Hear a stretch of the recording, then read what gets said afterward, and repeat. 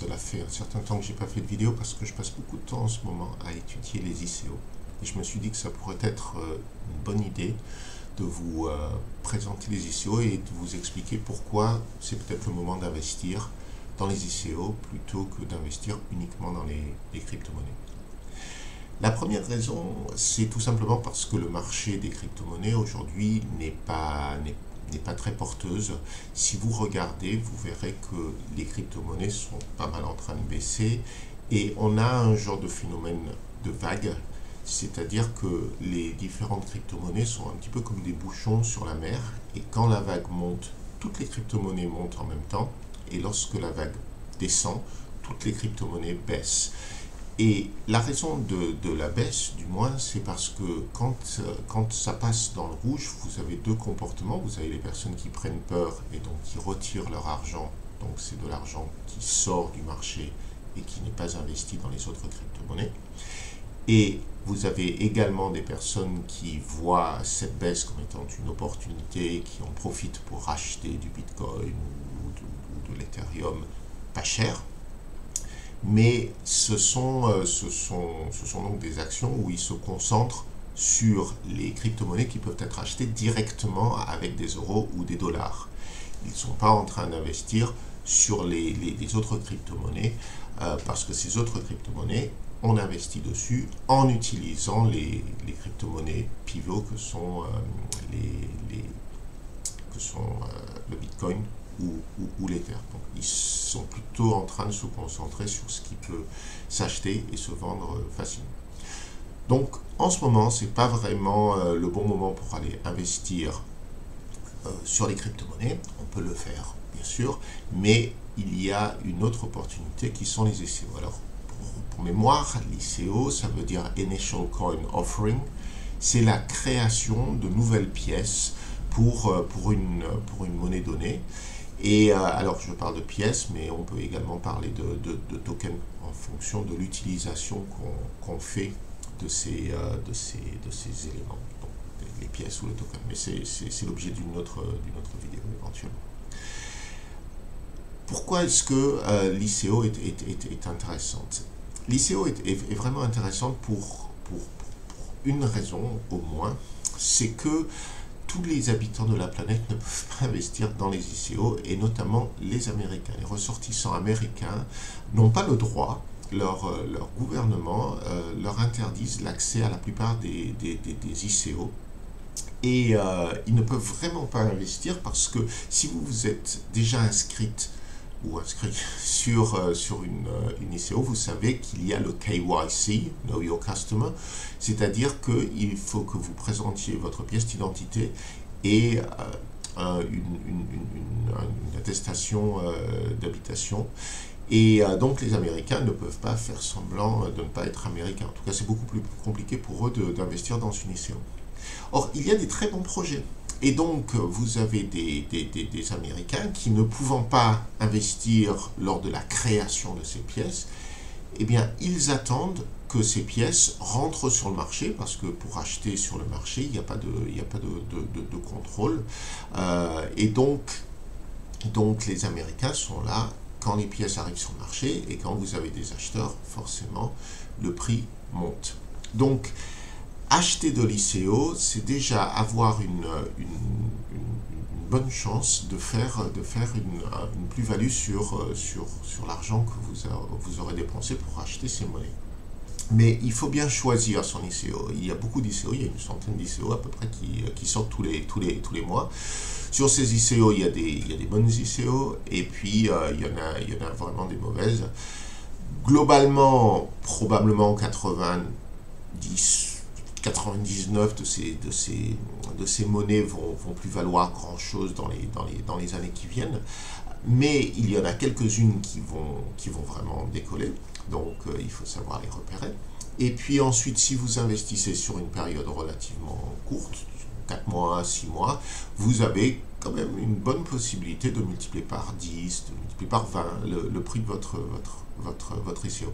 Il faut savoir, c'est assez intéressant, alors je ne l'ai pas vérifié, mais je l'ai entendu quelque part, qu'en moyenne, les ICO ont augmenté de 13 fois. c'est énorme, hein. Vous investissez 1000 euros, en moyenne, vous avez 13 000 euros après un certain temps. Donc, si vous savez bien repérer les bonnes ICO, vous allez probablement pouvoir vous faire un certain bénéfice. Comment trouver les bonnes ICO? Alors, c'est pas si compliqué. Il faut juste savoir quoi chercher. Première chose, il faut savoir quels sont les ICO qui vont sortir. Je vais vous mettre dans les commentaires un certain nombre de liens qui vont vous permettre, de voir les ICO qui sortent quand ils sortent, et puis aussi voir ce que disent les responsables du site sur ces différentes ICO. Donc il y a un classement. Donc déjà ça va vous donner une idée de si l'ICO a du sens ou pas.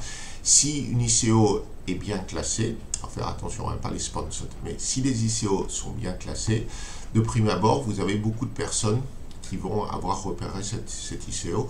Or, dans le monde des ICO et des crypto-monnaies, faut être capable d'anticiper ce que va faire la foule, puisque finalement c'est la foule qui fait monter ou baisser les prix. Donc il faut essayer de savoir ce que vont faire les autres. Là, il vaut mieux pas être trop original. Il faut au contraire être capable de comprendre ce qui va intéresser les autres acheteurs. Donc ça, c'est une première chose. Après, ce qu'il faut faire, ce que je vous recommande vraiment, c'est de comprendre le projet lui-même. Est-ce que le projet fait du sens? Est-ce qu'il est convaincant? Est-ce que vraiment il est compréhensible par le plus grand monde? Si vous ne le comprenez pas, il y a des chances qu'il y a beaucoup de monde qui le comprendra pas, beaucoup de monde.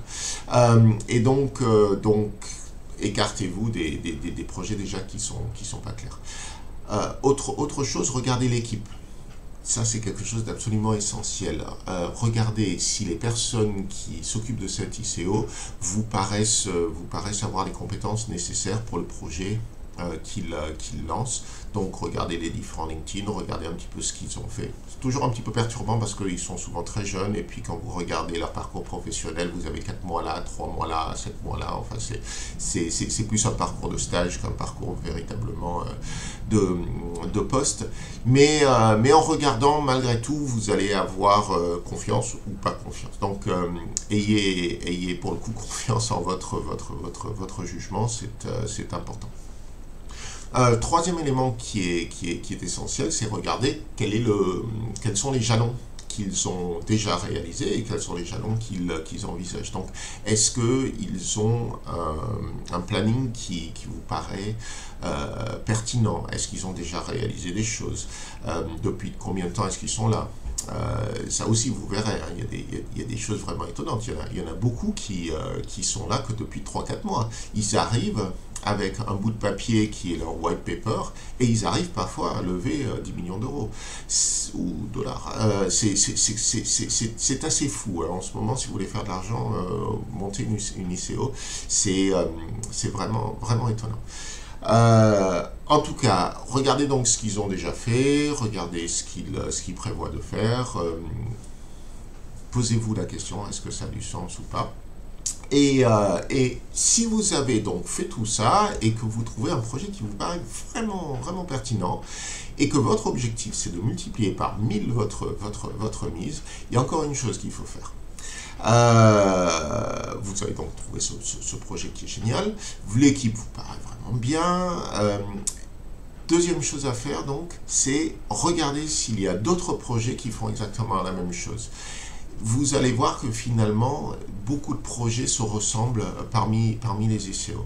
Et si vous êtes très convaincu par une idée, puisque vous ne connaissez pas personnellement les fondateurs, une bonne idée, c'est de répartir la somme que vous voulez investir sur les différents projets qui sont similaires. Par exemple, si vous trouvez 5 projets qui font un peu la même chose, plutôt que de mettre 1000 euros sur un projet avec le risque de tout perdre, parce que ce n'est pas celui qui réussira en bout de course, mettez 200 euros sur chacun, et si ça multiplie par 1000, ben vous aurez 200 000, ça sera toujours ça.